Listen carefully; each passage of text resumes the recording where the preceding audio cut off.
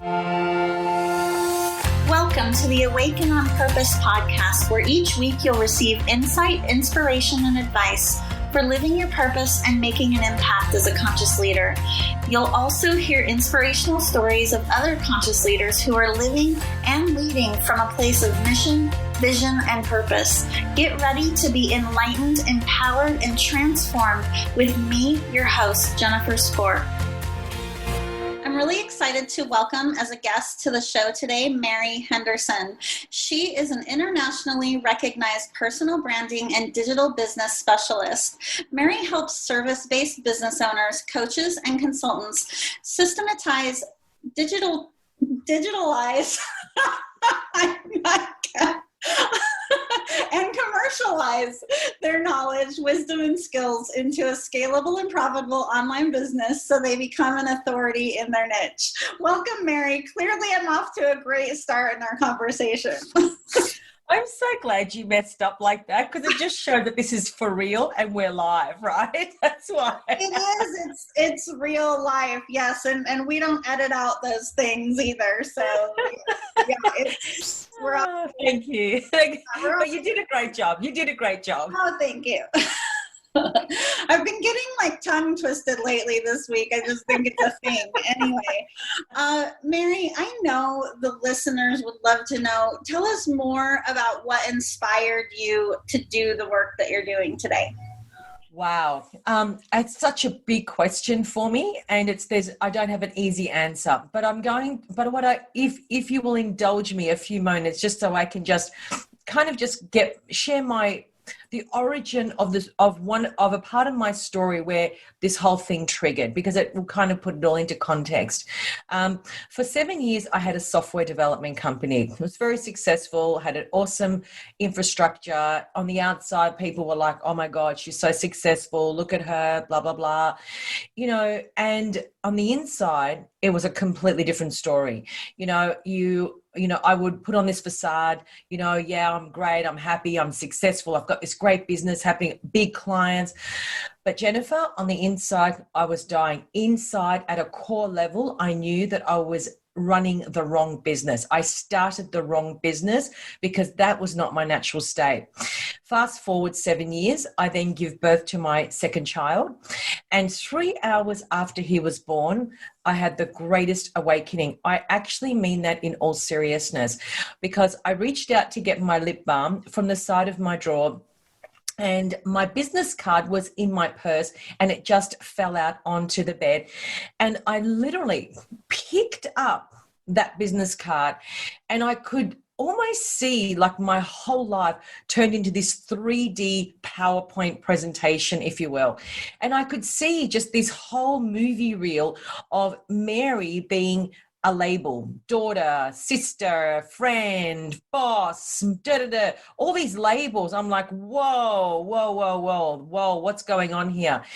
And it was such a profound moment for me that in that moment, I knew that I would resign from my company, because I had to do something really courageous in that moment. And that was, I had to come face to face with the truth, the whole truth, and nothing but the truth.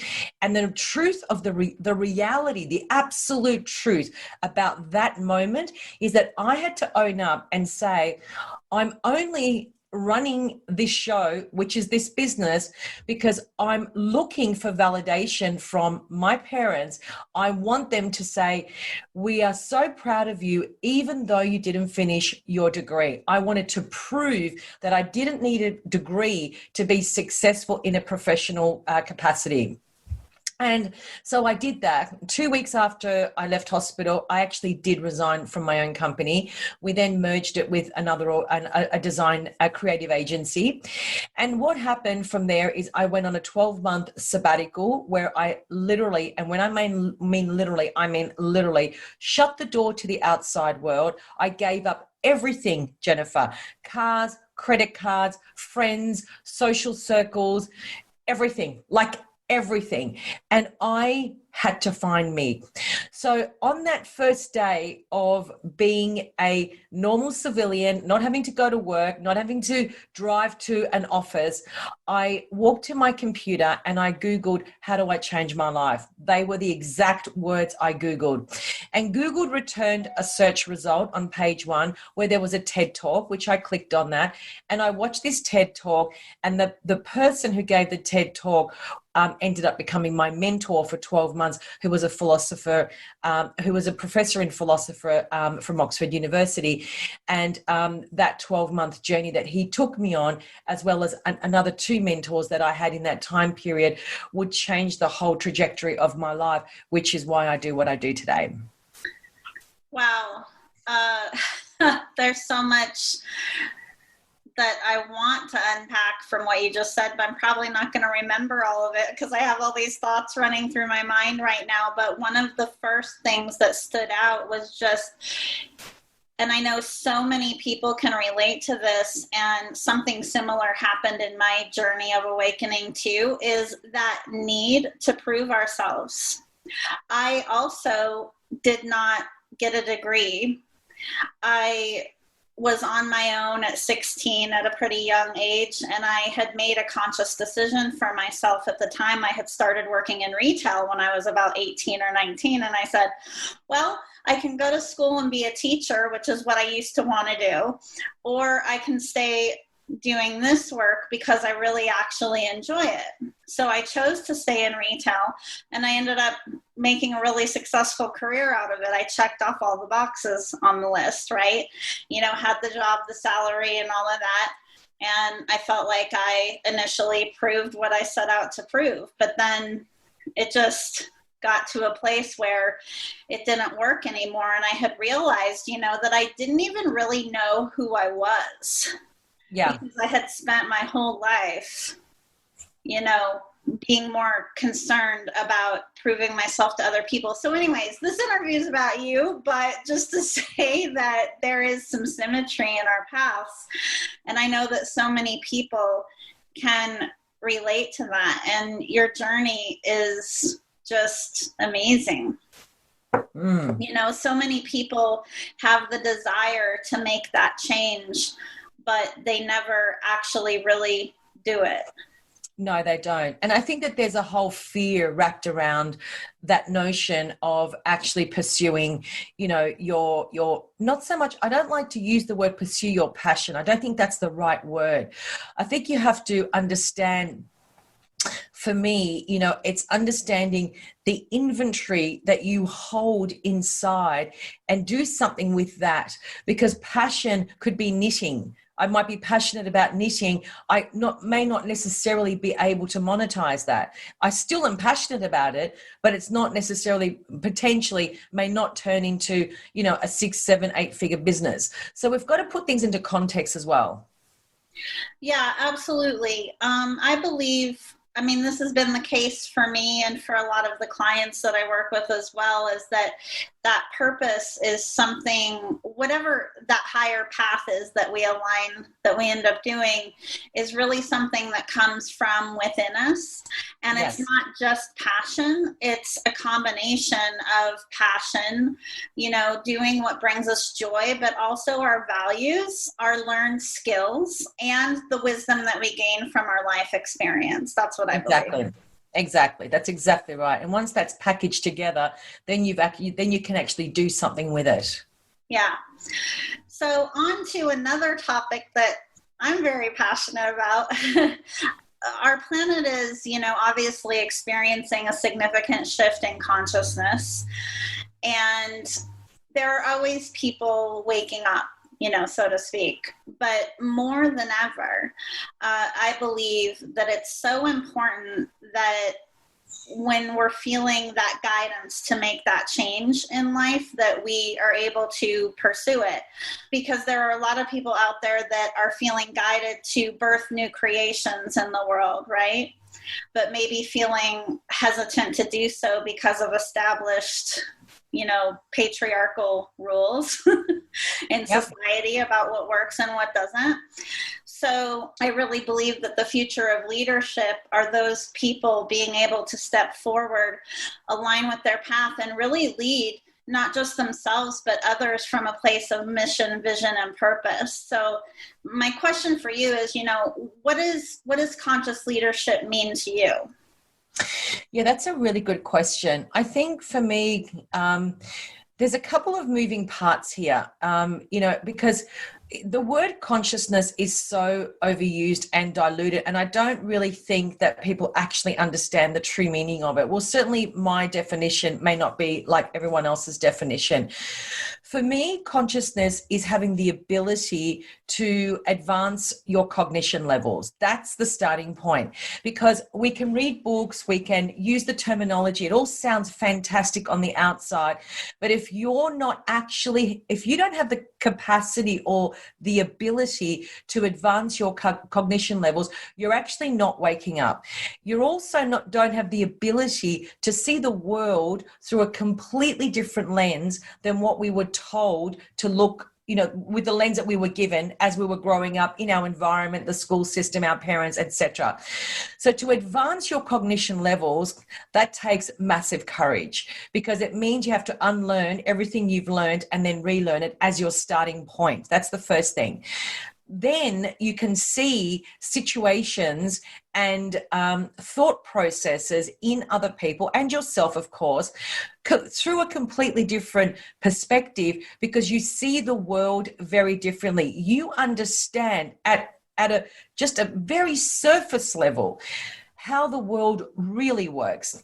And when you understand that, what you then understand is the capacity to have compassion for people who actually don't know what you know. Because to actually unpack that level to become that conscious requires the courage to go there, number one, because you are entering into Pandora's box. And number two, to be able to see people, whether it be in your team, your home, your inner circle, your inner sanctum, to be able to see those people with absolute compassion, because they haven't seen what you've seen. They don't know what you know. And you can't lead people down a path that's foreign to them, that doesn't make sense to them, because they will just think that you are a conspiracy theorist, because everything's now a conspiracy theorist, of course. So we have to be very careful about that. We've got to draw that line and say, in leadership, I will show up. I am courageous. I'm willing to go there. I'm willing to unlearn. I'm willing to relearn. I'm willing to be the beacon of light. So if somebody puts their hand up and says, I want to know what you know, I need to be available for that person. But I also need to have tolerance for the people that can't see what I see, and lead them down a path ever so incrementally until they arrive at a place where they can see the crack in the door and they see the light and they're willing to walk through that. I can't make someone walk through the door. What I can do is show them the crack in the door and see that very, very fine light coming through that crack. So to me, leadership is all about advancing your cognition levels. You can't show up as a leader as the same person you were when you were 20, and now because you're 50 and you're a CEO and you haven't actually gone there, you're not a leader. You're just the same person in an older body. Absolutely. That advanced cognition and the ability to, look through the lens of compassion comes with experience. Yes.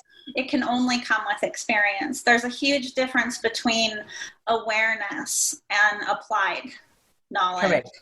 Correct. It's got to be experienced. Yes, I love how you describe that.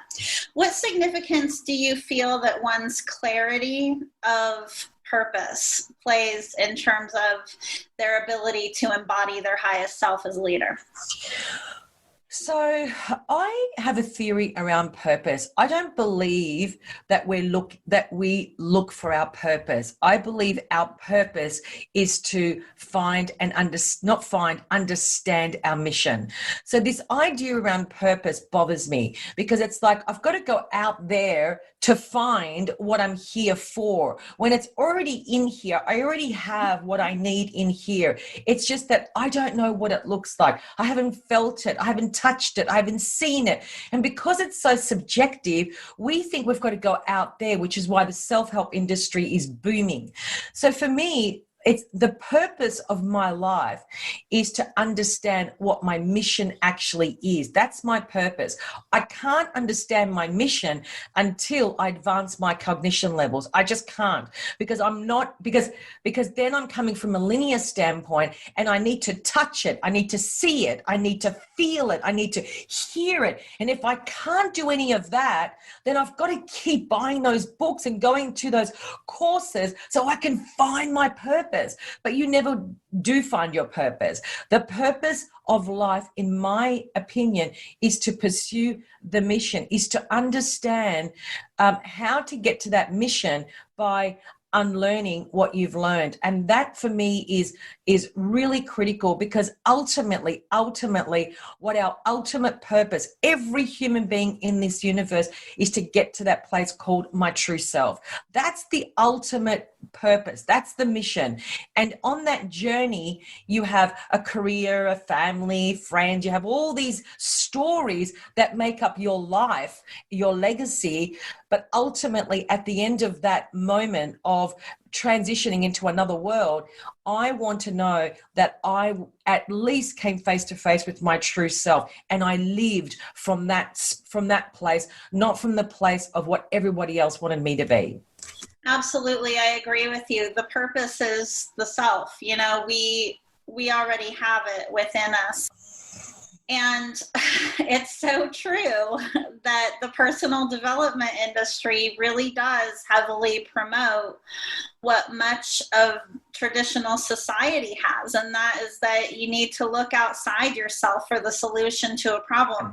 That being said, you know, a good coach or reaching out for support to have assistance in seeing your blind spots, because we all have them, can be tremendously helpful in expediting that path to growth. But it all comes back to the person's own free will and their willingness to do the Correct. exploration. Absolutely. And this is one of the reasons why I've developed my SaaS platform, which is called Authority. And that is the only personal branding software that actually does that. It unpacks you from inside out, so you can actually see what you look like in your natural state of being. That is how serious I am about making people see what they look like in their natural state of being. And it's funny, Jennifer, when my clients go through that process, it is life-changing, because suddenly you come face to face with your true self, something that a lot of people don't do. And that's the starting point for all, creation, and also manifestation, and also to be able to pursue that path towards a mission. I believe that happens in layers too. Yes. That there are several awakenings or realizations that happen, and that each time one goes deeper and deeper into that self. Yes, I agree with you. And it happens every day, all day. It's just that we need to be aware of it and actually see it for what it is. So I think that you're right. I think that, but look, you have to be that sort of a person that wants change on a radical level. Like someone like me, I'm a radical, person from that standpoint. I want radical change. I do radical things because I want to push myself. And I don't believe, there's no limit to potential. Potential just is, okay? Because that's what I'm chasing. I never chase success. I change potential. I'm wanting to understand and chase that potential, because I want to know, how far can I go? What can I do? And really liberating when you think like that, because you're constantly looking for ways to expand yourself in some capacity. And it could be something so simple, but so profound. Yes, yes, yes, yes. I could just talk to you for days about all of this. Yeah, I know. I feel like we truly are limitless. It's about what we believe is possible and what we're willing to explore, right? I feel like part of that ability to expand consistently, being present is key in that. Yes, I think you're right. I think presence is really important. I think stillness is really important. In fact, my son said to me this morning, he said, Mum, do you know if you lock yourself in a room and it's complete silence for 30 minutes, you'll go crazy? I said, that's actually my dream. Oh, I love that. Yeah, I could stay in meditation all day. That's my dream. Put me in silence every day. I'll be very, very happy. And he's just like, oh my God, are you kidding? I'm like, no, I'm serious. Yes. Guided meditations, this is just could be a whole nother conversation. Guided meditations have their place, and there are some very effective ones out there. Mm-hmm. But something that I practice and that I teach all of my clients as well, is to be able to get into a meditative state in silence, because I really feel like the ability to be still opens this gateway. Yes, it does. I think you're right. I actually feel very passionate about that myself. I don't meditate, but I journal. And for me, that's my meditative state. It's like just focused on those words on paper, and it's very strategic and deliberate. I'm actually writing very strategic concepts and ideas and thoughts on that in that journal, because that's how I focus on those 15, 20 minutes. That's it. Nothing, it could be, anything happening in the outside world. But when I'm writing in that journal, I'm writing in that journal. Yeah. Yes. Mary, there are, obviously a lot of people out there who are in that place where they're feeling called or guided to take action, to forge a different path. What would be your kind of top piece of advice for those people to take action? I think the first thing that I would say is there has to be a desire, obviously, to begin with that question that I started with, and that is, how do I change my life? Honestly, I know it sounds simple, but that one question took me down Pandora's box. Like, the rabbit hole was so long and so deep that I'm still going down that rabbit hole. And that happened in 2012. Okay, we're now 2021. And so once you go on that path, it's a path for life. It's not something you do, you read 5 books and you're enlightened. No, this is a commitment for the rest of your life. It's the only way I can describe it. It becomes your state of being. It becomes a part of your ethos. It becomes a part of your value system, how you run your household. All of these things now start to play a huge role in the way that you live. So I think that asking that question, the one question, whatever it is for you, is the actual impetus that actually starts that journey. The other thing is that I think it's important that when we go on this journey, that we get a mentor or somebody to handhold us on that journey, because it is really confronting. It's highly emotionally charged. It's uncomfortable, scary.